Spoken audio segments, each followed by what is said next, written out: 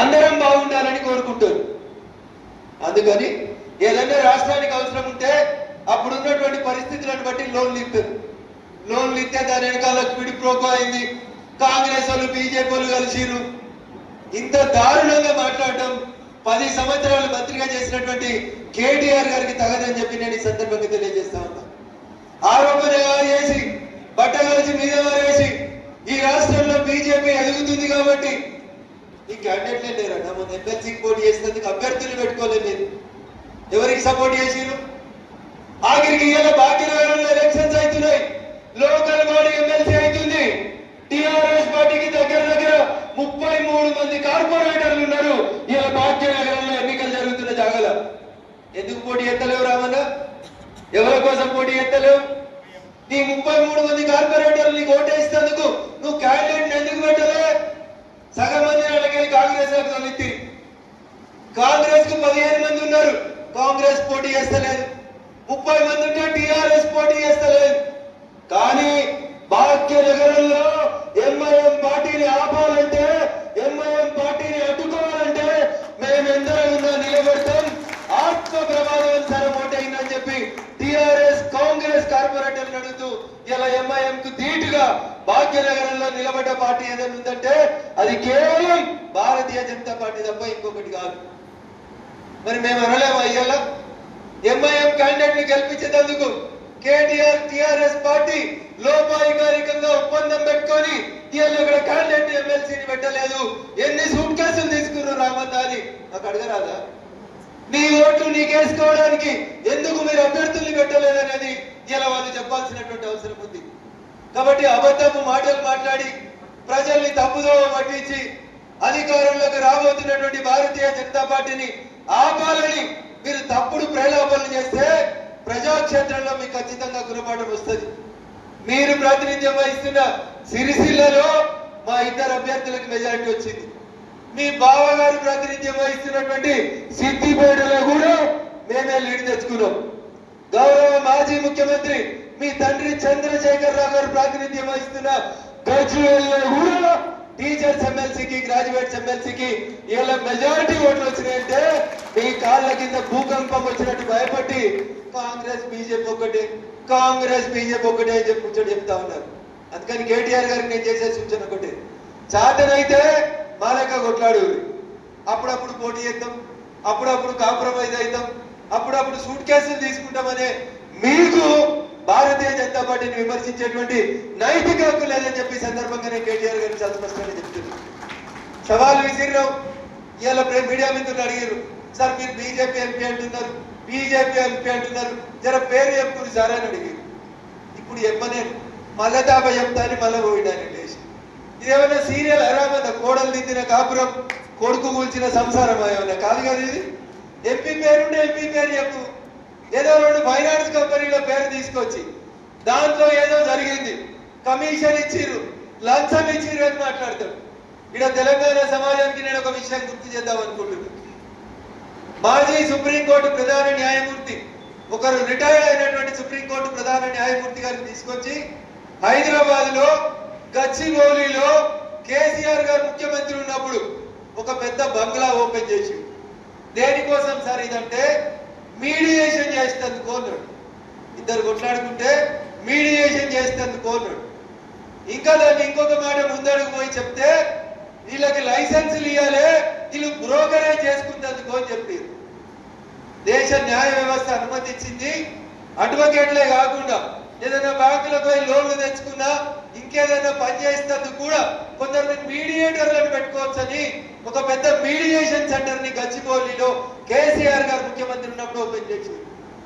ఆయాల యాదికి రాలేదా? ఆయాల యాదికి రాలేదా? బ్యాంకులు లోన్లు ఇచ్చే ప్రొసీజర్ తెలియదా? లేకపోతే బ్యాంకులు 1 టైం సెటిల్మెంట్ చేసుకునే ప్రొసీజర్ తెలియదా? ఏదో కొండను తవ్వి ఎలుకను పట్టినట్టు మేమే ఏదో చేస్తా ఉన్నాం, మేమే కాంగ్రెస్ కి వ్యతిరేకంగా కొట్లాడుతున్నామని చేసినటువంటి ఓ కుటిల ప్రయత్నంలో భారతీయ జనతా పార్టీ మీద దుమ్మెత్తాలని అనుకుంటే, అయ్యా కేటీఆర్ గారు అది మీ నాన్నతోటే సాధ్యం కాలేదు, నీతోటి అంతకంటే కాదని చెప్పి సందర్భంగా చాలా స్పష్టంగా చెప్తున్నాం. మేము నిజాయితీ ఉన్నాం. మా 12 ఏళ్ల పాలనలో నరేంద్ర మోడీ గారి నాయకత్వంలో ఒక్కటంటే ఒక్క చోట కూడా అవినీతికి ఆస్కారం లేకుండా సబ్కా సాత్ సబ్కా వికాస్ సబ్కా విశ్వాస్ అని ఆఖరికి మొన్నటి పార్లమెంట్ సెషన్ లో మీరందరూ ఒకటై టిఆర్ఎస్ కాంగ్రెస్ ఎంఐఎం మీరందరూ ఒకటై వక్ఫ్ బిల్లుకు అనుకూలంగా ఓటేస్తే కూడా ఈ దేశ ప్రజల ఆకాంక్ష వక్ఫ్ బిల్లు రావాలనుకున్నాం, తెచ్చినాం. వక్ఫ్ బిల్లు పాస్ చేసినటువంటి ఘనత కూడా భారతీయ జనతా పార్టీకి దక్కుతుంది. నీకు చాతనైతే కేటీఆర్ గారు, నీకు చాతనైతే హరీష్ రావు గారు జహీరాబాద్ కాడికి పోదాం. యాదికుండాలి నువ్వు మంత్రిగా ఉన్నప్పుడు. జహీరాబాద్ దగ్గర 5 మండలాలలో జహీరాబాద్ మున్సిపాలిటీలో సుమారు 13,000 ఎకరాల వక్ఫ్ భూముల్ని డిక్లేర్ చేస్తే ఆ మండలాలలో ఉన్నటువంటి రైతులు అనేక మంది మైనార్టీ సోదరులు ఇలా మాకు ఫోన్ చేసి చెప్తున్నారు, రగన్న వక్ఫ్ చట్టాన్ని రద్దు చేసి మా భూముల్ని కాపాడారు, నువ్వు జహీరాబాద్ ఒకసారి వచ్చి పోరాగన్న అని అడుగుతున్నారు. జహీరాబాద్ నియోజకవర్గ ఓటర్ మహాశయులు నేను ఎప్పుడు చేసినా ఏ పని చేసినా ట్రిపుల్ తలాక్ని రద్దు చేసినా వక్ఫ్ చట్టాన్ని రద్దు చేసినా సుప్రీంకోర్టు ఆదేశాల మేరకు రామ మందిరం కట్టినా ప్రతి స్వయం సేవకుని కల ఈ దేశంలో ఒకటే రాజ్యాంగం, ఒకటే ప్రధానమంత్రి, ఒకటే జెండా ఉండాలని ఆర్టికల్ 317 రద్దు చేయమన్నా చేసింది భారతీయ జనతా పార్టీ. రేపు ఈ దేశంలో అన్ని మతాలు, అన్ని కులాలు, అన్ని వర్గాలకి ఒకటే చట్టం ఉండాలి. కామన్ సివిల్ కోడ్ కూడా తెచ్చేది భారతీయ జనతా పార్టీ, అమలు చేసేది నరేంద్ర మోడీ గారి నాయకత్వం తప్ప ఇంకొకటి కాదు. అందుకని అది రేవంత్ రెడ్డి చేసిన, కేటీఆర్ చేసిన కాషాయం జెండా చూసి భయపడకుండ్రి. శరణు గోరి వచ్చిన రోజు రేవంత్ రెడ్డి వచ్చినా కేటీఆర్ వచ్చినా హిందూ ధర్మం ఏం చెప్తుందంటే అన్యదా శరణం నాస్తి, నాకు ఇక ఎవరు దిక్కులేరు, మీరే కాపాడుననే పరిస్థితి వస్తే మిమ్మల్ని కూడా కాపాడుతామని చెప్పి ఈ సందర్భంగా కేటీఆర్ కి రేవంత్ రెడ్డి కూడా ఇద్దరికి ఈ సందర్భంగా తెలియజేస్తూ సవినయంగా భారతీయ జనతా పార్టీ కార్యకర్తలందరికీ ఒకటే విజ్ఞప్తి, ఎప్పుడు వస్తాయో తెలియదు లోకల్ బాడీ ఎన్నికలు, ఎప్పుడు వచ్చినా మా ఊరికి నేనే సర్పంచ్, మా ఊరికి నేనే ఎంపీటీసీ, మెదక్ మున్సిపాలిటీ ఎవరు గెలుస్తారు, ఎవరు గెలుస్తారు, మేమే గెలుస్తున్నామని చెప్పి ఎక్కడికక్కడ కౌన్సిలర్లు జెడ్పీటీసీలు జడ్పీటీసీలుగా ప్రిపేర్ కావాలని మిమ్మల్ని గెలిపించే బాధ్యత మళ్ళొకసారి చెప్తున్నాం. వేదిక మీద ఉన్నటువంటి గౌరవ ఇద్దరు శాసన మండలి సభ్యులతో పాటు నేను కూడా తీసుకుంటాను. మొన్న మా గెలుపు కోసం మీరు ఎట్లయితే తిరిగిండ్రో రేపు మీరు పోటీ చేసినప్పుడు ఇద్దరు కూడా లక్ష్మీ పుత్రులే ఉన్నారు. కాబట్టి రగన్న బక్కపలిసినోడు, రగన్న ఇద్దడో ఏడో అని అనుకున్నా గానీ నేను అడిగినట్టు ఇటు ఎడుగు అటు కుడి రెండు కూడా కుడి మంచి బందోబస్తు ఉన్నాయి. ఇక్కడ మైకులు నడుస్తున్నాయి కాబట్టి ఇంతకంటే ఎక్కువ చెప్పలేం.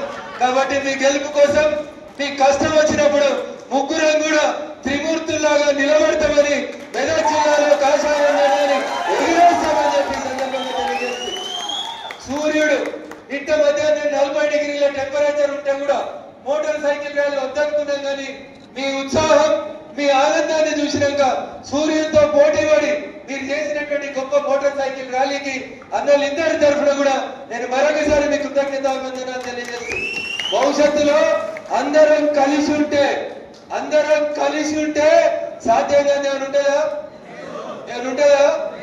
సో తెలంగాణలో భాజపా అధికారంలోకి రావడానికి, భాజపా ముఖ్యమంత్రి రావడానికి ఇంకా 3.5 ఏళ్ళు ఉంది. గట్టిగా పంచి కొడితే 3.5 ఏళ్లలో ఈ రాష్ట్రంలో అధికారంలోకి వచ్చేది, ముఖ్యమంత్రి అయ్యేది కాషాయం జెండా భారతీయ జనతా పార్టీ అనే విశ్వాసంతో మీరందరూ ముందుకు నడవాలని మనస్ఫూర్తిగా కోరుకుంటూ సన్మాన కార్యక్రమం నేను మాట్లాడినాకైతే దయచేసి ఎవరు కూడా ఆవేశపడవద్దు, ఒక్కొక్కరు అందరు రండి. ఇద్దరు ఎమ్మెల్సీలు కూడా ఓపికగా ఉంటారు. సన్మాన కార్యక్రమాన్ని పూర్తి చేసుకుందామని చెప్పి తెలియజేస్తూ అవకాశం ఇచ్చినటువంటి వేదిక మీద ఉన్న భారతీయ జనతా పార్టీ ఆత్మీయ కుటుంబ సభ్యులకి, వేదిక ముందున్నటువంటి కర సేవకులకి, యువ సైనికులకి, భారతీయ జనతా పార్టీ ఆత్మీయ కుటుంబ సభ్యులకి, ప్రింట్ ఎలక్ట్రానిక్ మీడియా మిత్రులందరికీ మరొకసారి కృతజ్ఞతాభివందనాలు తెలియజేస్తూ సెలవు తీసుకుంటా ఉన్నాను. అందరికీ ఒక విజ్ఞప్తి, అందరికీ భోజనం ఉంది, మా మీడియా మిత్రులకు కూడా ఉంది. కాబట్టి దయచేసి సమయంతో మాతో కలిసి భోజనం చేసుకోవాల్సిందిగా విజ్ఞప్తి చేస్తా ఉన్నాం. చివరిగా మెదక్ పట్టణం ఔరంగాబాద్ ప్రాంతం నుంచి 1వ వార్డు నుంచి కొంతమంది మిత్రులు పార్టీలో చేరితమని వచ్చినారు. వారికి కూడా కండువాలు కప్తాం. కాబట్టి దయచేసి డిసిప్లిన్ గా సన్మాన కార్యక్రమాన్ని సద్వినియోగం చేసుకోవాలని చెప్పి వేడుకుంటూ సెలవు తీసుకుంటా ఉన్నాను. జై హింద్, జై భారత్. నరేంద్ర మోడీ గారి నాయకత్వం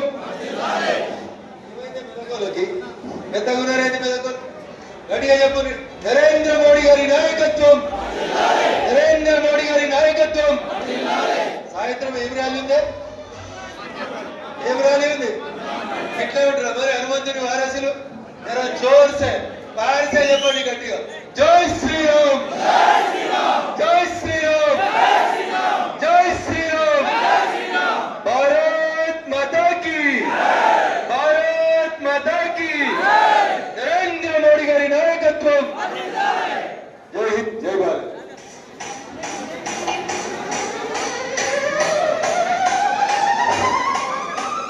అందరికీ నమస్కారం అన్న, ధన్యవాదాలు. మన ఆత్మీయ అభినందన సభలో నేడు ఎమ్మెల్సీలుగా గెలిచి వచ్చినటువంటి మల్కా గుమ్మ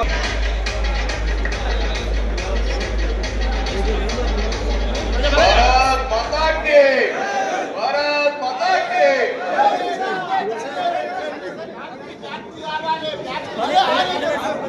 भारत माता की जय। बीजेपी जिंदाबाद, बीजेपी जिंदाबाद। नरेंद्र मोदी गारी नायकत्व, नरेंद्र मोदी गारी नायकत्व। जय श्री राम, जय श्री राम.